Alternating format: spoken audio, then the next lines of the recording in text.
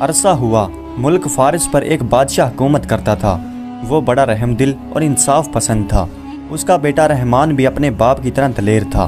بادشاہ کو شکار کھیلنے کا بہت شوق تھا اور وہ اکثر شکار کھیلنے کے لیے جایا کرتا تھا۔ ایک روز گرمیوں کا دن تھا اور بادشاہ کا شکار پر جانے کا جی چاہا۔ حکم کی دیر تھی کہ تمام انتظام ہو گئے اور بادشاہ شکار کے لیے چل پڑا۔ سارا دن بادشاہ شکار میں مصروف رہا۔ کہیں شیر، چیتے، 12 سنگے شکار کیے۔ شام ہوئی تو سب واپسی کے لیے تیاریاں کرنے لگے۔ ابھی آدھا سفر بھی طے نہیں کیا تھا کہ راستے میں بادشاہ کو ایک بہت خوبصورت ہرن دکھائی دیا۔ بادشاہ نے تیر نکال کر کمان میں ڈالا اور نشانہ لے کر چھوڑ دیا۔ ادھر تیر کمان سے نکلا تھا اور ادھر ہرن چوکڑیاں بھرتے ہوئے بھاگ نکلا۔ نشانہ خطا ہو گیا تو بادشاہ کو غصہ آ گیا۔ اس نے گھوڑے کو ایڑ لگائی اور ہرن کے تعاقب میں چل پڑا۔ محافظ اور وزراء بھی بادشاہ کے پیچھے لگ پڑے، لیکن بادشاہ کے گھوڑے کی رفتار تیز تھی، اس لیے وہ ان سب کی نظروں سے اوجھل ہو گیا۔ بادشاہ نے کئی بار تیر لے کر نشانہ لگائے، لیکن ایک بھی ہرن کو نہ لگا اور ہرن بھی جھاڑیوں میں غائب ہو گیا۔ رات کا اندھیرا اترنے لگا تھا۔ ہرن کے بچ نکلنے پر بادشاہ کو غصہ تو بہت آیا، لیکن کیا کر سکتا تھا؟ رات کا اندھیرا بڑھتا جا رہا تھا، اس لیے بادشاہ نے واپس جانا ہی مناسب سمجھا۔ بادشاہ نے گھوڑے کی باگ موڑی اور ایڑ لگانے ہی والا تھا کہ رات کی خاموشی کو چیرتی ہوئی اس کے کانوں میں کسی کی آواز پڑی۔ بادشاہ چیخ اٹھا۔ آواز کسی عورت کی تھی۔ اس ویران اور سنسان جنگل میں عورت کہاں سے آ گئی؟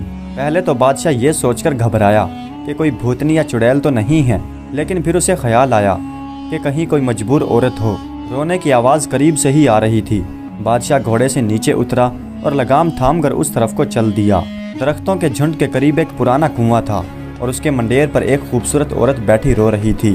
اس کا رنگ دودھ جیسا سفید اور سنہری بال تھے اور اس نے پھٹے پرانے کپڑے پہن رکھے تھے۔ بادشاہ نے اس کے قریب جا کر بڑے نرم لہجے سے پوچھا، اے خاتون، تو کون ہے اور اس کنویں پر بیٹھ کر کیوں رو رہی ہے؟ میں اس ملک کا بادشاہ ہوں، مجھے بتلاؤ کس نے تم پر ظلم توڑا ہے؟ عورت اپنے آنسو پوچھتے ہوئے بولی، اے بادشاہ، میں پڑوسی ملک کی رہنے والی ہوں۔ میرا باپ مر گیا تو میرے چاچا نے ہماری ساری جائیداد پر قبضہ کر لیا اور مجھے اس جنگل میں جنگلی جانوروں کا لقمہ بننے کے لیے چھوڑ دیا۔ یہ کہہ کر عورت زور زور سے رونے لگی اور بادشاہ کو اس کی حالت پر رحم آ گیا۔ بادشاہ نے اسے اپنی ملکہ بنانے کا فیصلہ کر لیا۔ اس کی پہلی ملکہ تو کئی سال پہلے فوت ہو چکی تھی۔ بادشاہ نے اس عورت کو گھوڑے پر بٹھایا اور واپسی کے لیے چل پڑا۔ تھوڑی دور ہی چلا تھا کہ اس کے وزیر اور محافظ مل گئے۔ بادشاہ ان کے ساتھ محل لوٹ آیا۔ جو عورت بادشاہ کے ساتھ آئی تھی اس کا نام نگینہ تھا۔ اگلے روز بادشاہ نے نگینہ سے شادی کر لی اور وہ ملکہ نگینہ بن گئی۔ گھر گھر گھی کے چراغ جلنے لگے۔ امیر غریب ہر اعلیٰ ادنا خوشیاں منا رہا تھا۔ کئی روز بادشاہ کی شادی کی خوشی میں جشن منایا جاتا رہا۔ شہزادہ رحمان بھی بہت خوش تھا اور وقت یوں ہی گزرتا رہا۔ نئی ملکہ کے آ جانے کے کچھ روز بعد بادشاہ بیمار پڑ گیا اور وہ دن بہ دن کمزور پڑتا جا رہا تھا۔ شہزادہ رحمان، وزراء اور تمام درباری بہت پریشان ہوئے۔ ملک کے بڑے بڑے حکیموں نے علاج کیا لیکن کوئی فائدہ نہ ہوا، حتیٰ کہ بادشاہ اتنا بیمار ہوا کہ چارپائی سے لگ گیا۔ بادشاہ نے کھانا پینا بھی چھوڑ دیا تھا۔ اب تو شہزادہ رحمان بکلا اٹھا کہ کیا کرے۔ دور دور کے ممالک سے حکیم بلائے گئے لیکن بیماری کا علاج تو ایک طرف رہا، کسی کو یہ بھی پتہ نہ چل سکا کہ مرض کیا ہے۔ بادشاہ کا رنگ زرد پڑ گیا تھا اور آنکھوں کے نیچے کالے نشان پڑ گئے تھے۔ شہزادے رحمان نے یہ فیصلہ کیا کہ شہر کے سب سے بڑے نجومی کے پاس جانا چاہیے تاکہ یہ پتہ چل سکے کہ بات کیا ہے۔ یہ نجومی شہر سے باہر ایک پہاڑی گفا میں رہتا تھا۔ شہزادہ رحمان اس کے پاس پہنچا تو نجومی نے حساب لگا کر کہا، اے شہزادے، بادشاہ کی بیماری کی وجہ ملکہ ہے۔ کیا؟ شہزادہ اچھل پڑا، یہ کس طرح ہو سکتا ہے؟ نجومی بابا، میں تمہاری بات سمجھا نہیں۔ پھر نجومی نے کہا، اے قابل احترام شہزادے، میرا علم کہتا ہے کہ ملکہ کوئی انسان نہیں ہے بلکہ انتہائی خطرناک اور زہریلی ناگن ہے۔ جب کوئی انسان 500 سال کا ہو جاتا ہے اور ان 500 سالوں میں کسی انسان کی نظر اس پر نہ پڑے تو اسے یہ طاقت حاصل ہو جاتی ہے کہ وہ جب چاہے کسی بھی انسان یا کسی بھی جانور کا روپ دھار سکتا ہے۔ ملکہ بھی ایک ایسی ناگن ہے جسے یہ طاقت مل چکی ہے اور اب وہ تھوڑا تھوڑا کر کے اپنا سارا زہر بادشاہ کے جسم میں داخل کر رہی ہے۔ شہزادہ رحمان پریشان ہو کر بولا، نجومی بابا، مجھے ایک بات سمجھ میں نہیں آتی کہ اگر آپ کی بات درست ہے تو پھر اس ناگن کی بادشاہ سے کیا دشمنی ہے جو وہ انہیں مار ڈالنا چاہتی ہے؟ نجومی نے پھر حساب کتاب لگایا اور پھر کہا، شہزادے حضور، آج سے 10 سال پہلے بادشاہ نے جنگل میں ایک ناگ کو ہلاک کر دیا تھا۔ وہ کالا ناگ اس ناگن کا بھائی تھا اور اب وہ انتقام لے رہی ہے۔ اگر ناگن چاہے تو ایک ہی بار بادشاہ کو ڈنس کر اس کا کام تمام کر سکتی ہے، لیکن وہ اپنا تھوڑا تھوڑا زہر بادشاہ کے جسم میں داخل کر رہی ہے تاکہ بادشاہ تڑپ تڑپ کر مرے۔ جب شہزادے نے یہ سنا تو وہ غصے سے آگ بگولا ہو گیا۔ فوراً اپنی تلوار نکالی اور ہوا میں لہرا کر بولا، میں اس ناگن کو ابھی جا کر ٹکڑے ٹکڑے کر دوں گا۔ نجومی نے فوراً کہا، نہیں شہزادے حضور، ایسا کرنا مناسب نہیں ہوگا کیونکہ وہ بڑی چالاک ناگن ہے۔ اگر آپ کا وار خالی گیا تو وہ آپ کو ہرگز نہیں چھوڑے گی اور آپ کو ڈس لے گی۔ تو پھر مجھے کیا کرنا چاہیے؟ شہزادے نے نجومی سے پوچھا۔ تم اسے صرف اسی وقت ہلاک کر سکتے ہو جب وہ ناگن کے روپ میں ہو۔ تمہارا تیر سیدھا ناگن کے فن میں جا کر لگنا چاہیے، اور یاد رکھنا اگر تمہارا تیر نشانے پر نہ لگا تو تم ناگن کے غصے سے نہ بچ سکو گے، وہ تمہیں ڈس کر ہلاک کر دے گی۔ شہزادے نے نجومی سے سوال پوچھا، لیکن بابا میں اس ناگن کو ناگن کے روپ میں آنے پر کس طرح مجبور کر سکتا ہوں؟ نجومی نے مسکرا کر کہا، اس کا حل بھی میرے پاس ہے۔ میں تمہیں ایک ایسی دوائی کی پڑیا دیتا ہوں، تم آج رات کھانے کے وقت اس پڑیا کو پانی میں ملا کر ملکہ کو دے دینا اور بادشاہ کے خواب گاہ میں موجود پانی کی سراہی کو خالی کر دینا اور بادشاہ کے خواب گاہ کو باہر سے تالا لگا دینا۔ اس دوا سے آدھی رات کے قریب ملکہ کو شدید پیاس لگے گی اور پھر جو ہوگا تم اپنی آنکھوں سے دیکھ لو گے، مگر ایک بات یاد رکھنا کہ یہ کام بہت ہوشیاری سے کرنا ہوگا۔ ملکہ کو ذرہ برابر بھی شک نہیں ہونا چاہیے۔ شہزادے نے نجومی سے دوا کی پڑیا لے لی اور کہا، جیسا تم نے کہا ہے میں ویسا ہی کروں گا۔ یہ کہہ کر شہزادہ محل میں واپس آ گیا۔ رات ہوئی اور کھانے کا وقت ہوا تو شہزادے نے بڑی ہوشیاری کے ساتھ دوائی ملکہ کے پانی میں ڈال دی۔ ملکہ کو پتہ ہی نہ چلا اور وہ پانی پی گئی۔ تھوڑی دیر بعد شہزادہ اٹھ کھڑا ہوا۔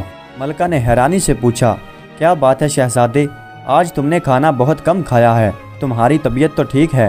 جی ہاں، بس آج بھوک کچھ کم تھی، آپ اطمینان سے کھائیے، شہزادے نے جواب دیا اور شہزادہ باہر نکل آیا۔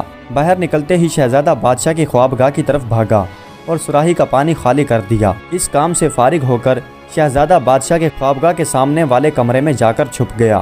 تھوڑی دیر بعد بادشاہ اور ملکہ خوابگاہ میں چلے گئے اور شہزادے نے باہر سے تالا لگا دیا اور خود تیر کمان لے کر روشن دان میں جا کر بیٹھ گیا۔ بادشاہ اور ملکہ بستر پر پڑے سو رہے تھے۔ جب آدھی رات کا وقت ہوا تو ملکہ اچانک سے اٹھی۔ اسے بہت زور سے پیاس لگ رہی تھی۔ وہ اٹھی اور اس نے سراہی سے پانی لینا چاہا، لیکن شہزادے نے سراہی سے پانی پہلے ہی خالی کر دیا تھا۔ وہ دروازے کی طرف بڑھی اور باہر نکلنا چاہا، لیکن دروازہ بند تھا۔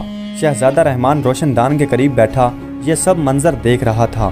دوائی کے اثر سے ملکہ کو اتنی شدت سے پیاس لگی کہ اس کا منہ خشک ہو گیا۔ اسے یوں ہو گیا جیسے حلق میں کانٹوں کا جنگل اگ آیا ہو۔ ملکہ پریشان ہو گئی کہ کہاں سے پانی لا کر اپنی پیاس بجھائے۔ خوابگاہ سے ایک گندی نالی باہر جاتی تھی اور یہ نالی گندے پانی کو باہر نکالنے کے لیے بنائی گئی تھی۔ ملکہ نے فیصلہ کیا کہ ناگن بن کر اس نالی کے راستے باہر جا کر پانی پینا چاہیے۔ وہ دبے پاؤں بادشاہ کے قریب آئی۔ بادشاہ تو گھوڑے بیچ کر سو رہا تھا۔ ملکہ کو جب یہ اطمینان ہو گیا کہ بادشاہ بے خبر پڑا سو رہا ہے تو اس نے زمین پر ایک لوٹ لگائی اور اگلے ہی لمحے فرش پر ملکہ کی جگہ ایک کالے رنگ کی ناگن موجود تھی۔ شہزادے نے جب یہ منظر دیکھا تو وہ کانپ اٹھا۔ نجومی نے ٹھیک کہا تھا، ناگن کی سیاہ کھال چمک رہی تھی۔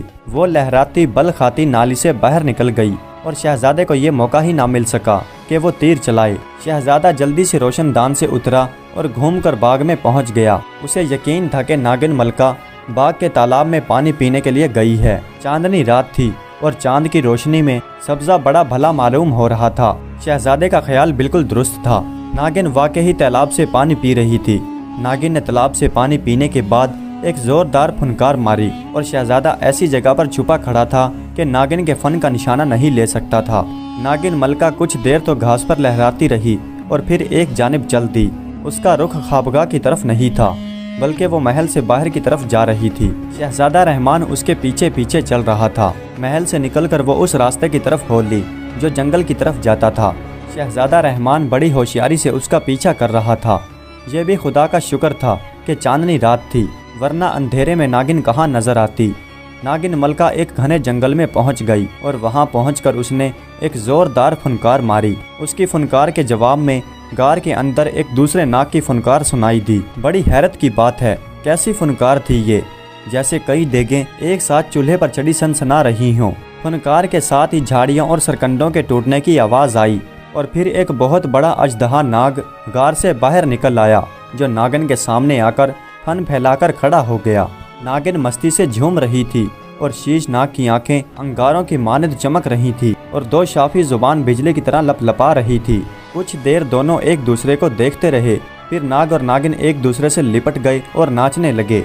शहजादा रहमान एक दरख्त की शाख पर चढ़कर बैठ गया था। वो इंतहाई खौफनाक और हैरत अंगेज मंजर देख रहा था। तीर कमान उसके हाथ में था और वो मुनासिब मौके की तलाश में था। काफ़ी देर नाग और नागिन एक दूसरे से लिपटे रहे। फिर कुछ देर बाद नाग और नागिन एक दूसरे से अलग हो गए। शीश नाग गार में वापस चला गया और नागिन भी वापस जाने के लिए मुड़ी। यही वो लम्हा था जिसका शहजादे रहमान को इंतज़ार था। नागिन का चिपटा हुआ सिर उसके ऐन आंखों के सामने था। शहजादे ने खुदा का नाम लिया और तीर कमान के अंदर डालकर निशाना बांध कर तीर छोड़ दिया। हवा को चीरता हुआ सनसनाता हुआ तीर नागिन के फन के आर पार हो गया। नागिन का उठा हुआ फन झटके के साथ पीछे की तरफ जा गिरा। वो बड़े दर्द भरे अंदाज में फुनकारी और बल खाने लगी। बल खाते हुए नागिन ने इंसानी रूप में आने की कोशिश की। अभी वो आधे इंसान के रूप में आई थी कि उसकी जान निकल गई। नागिन की फनकार सुनकर शीश नाग बड़े गुस्से भरे अंदाज में फुनकारता हुआ गार से बाहर निकला। उसके मुंह से शोले निकल रहे थे जो आसपास की झाड़ियों को जलाकर राख कर देते थे। शहजादा रहमान उसी दौरान नया तीर कमान के अंदर डाल चुका था। उसने नाग की सीधी आंख का निशाना लेकर तीर सीधा हवा में छोड़ दिया। तीर ऐन निशाने पर बैठा। नाग बुरी तरह से बल खाता हुआ लिपटा। शहजादे ने दूसरा तीर भी निकाला और सीधा उसकी दूसरी आंख पर छोड़ दिया। शीश नाग अंधा हो चुका था, उसे कुछ भी नजर नहीं आ रहा था। वो दर्द की वजह से बल खाता अपना फन दरख्तों और पत्थरों पर मार रहा था। शहजादे ने तय दर तय तीर चलाकर नाग को हलाक कर दिया और दरख्त से नीचे उतर आया। आधी इंसान और आधी नागिन मलका मरी पड़ी थी। शहजादे ने गार के अंदर जाकर देखा कि कहीं कोई और नाग तो नहीं है, मगर वहाँ तो इंसानी ढांचों का ढेर लगा हुआ था और नाग उन्हें डंस कर उनका गोश्त नोच नोच कर खा चुका था। बाहर आकर शहजादे ने मरे हुए नाग का सर चीर कर मन बाहर निकाल लिया। सांप का मन एक बड़े हीरे की मानद चमकदार होता है। उसके अंदर ये खासियत होती है कि वो जहर को चूस लेता है। शीश नाग के मन को शहजादे ने अपनी जेब में डालकर मरी हुई मलका को अपनी गोद में उठाया और महल की तरफ चल दिया। जिस वक्त वो महल पहुंचा तो रात की तारीखी छटने लगी थी। महल के मुहाफ़िज़ों ने जब शहजादे रहमान को मलका नागिन को उठाए हुए देखा तो हैरान रह गए और उस वक्त तो उनकी चीख निकल गई जब उन्होंने देखा कि मलका का आधा धड़ इंसान का और आधा नागिन का है। शहजादा रहमान बादशाह के ख्वाबगाह पहुंचा और बादशाह बेखबर पड़ा था। शहजादे ने बादशाह को बेदार किया और सारी कहानी सुना दी। ये कहानी सुनकर दहशत के मारे एक बार तो बादशाह लर्ज उठा। इस ख्याल ने ही उसके ऊपर कपकपी तारी कर दी थी कि वो एक खतरनाक नागिन को अपनी मलका बनाए हुए था और उसने एक नागिन से शादी कर रखी थी और यही उसकी बीमारी की वजह थी। ये नागिन का जहर ही था जिसने बादशाह को बीमार कर रखा था और वो अपने नाग भाई की मौत का इंतकाम ले रही थी। बादशाह ने शहजादे रहमान को अपने गले से लगा लिया और फिर कहा कि बेटा, तुमने अपनी जान से खेलकर इस नागिन को हलाक कर दिया और मुझे नई जिंदगी दी है। शहजादे ने सर झुकाकर कहा, अब्बा हजूर, ये तो मेरा फ़र्ज़ बनता था। अच्छी औलाद की यही निशानी होती है कि वो अपने माँ बाप की खिदमत करते हैं। ये कहकर शहजादे रहमान ने अपनी जेब से शीश नाग के मन को निकाला और बादशाह के मुंह से लगा दिया। मन ने नागिन का सारा जहर खींच लिया और बादशाह अच्छा भला हो गया। उसी वक्त नागिन का जिस्म चढ़ चढ़ की आवाज़ से जलने लगा और कुछ देर बाद वहाँ एक राख के ढेर के सिवा कुछ नहीं था। बादशाह ने शहजादे को अपने तख्त पर बिठा दिया और ख़ुद याद इलाही में मसरूफ़ हो गया। प्यारे दोस्तों, उम्मीद करता हूँ कि ये वीडियो आपको पसंद आई होगी। अगर वीडियो अच्छी लगी हो तो कमेंट्स में अपनी राय का इजहार ज़रूर कीजिएगा। हमारे चैनल को सब्सक्राइब कर दीजिएगा। वीडियो देखने का बहुत बहुत शुक्रिया।